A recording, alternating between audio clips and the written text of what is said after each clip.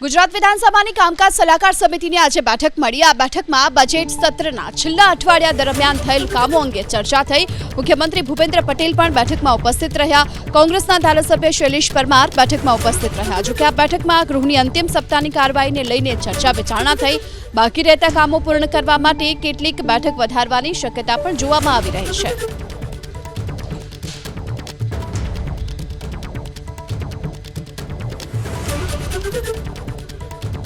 સરકારની નોટિસ અને એસ્મા લાગુ કરવા છતાં પણ આરોગ્ય વિભાગના કર્મચારીઓ પોતાની હડતાળ પર અડગ જોવા મળી રહ્યા છે અને લડી લેવાના મૂડમાં છે। 17 માર્ચથી હડતાળ પર ઉતરેલા છે રાજ્યના આરોગ્ય કર્મચારીઓ, જેમની આજે ગાંધીનગરમાં જોરદાર વિરોધ પ્રદર્શન કર્યું।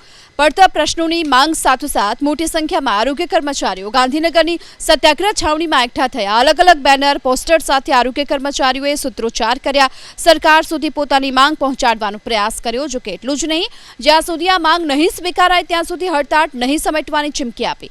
સુરતના કામરેજ તાલુકાના ગેલ અંબેધામ મંદિર પર આરોગ્ય કર્મચારીઓની એક બેઠક મળી, જેમાં આગામી દિવસોમાં સરકાર શું પગલાં લઈ શકે છે આ અંગે આરોગ્ય કર્મચારીઓની માહિતી અપાઈ।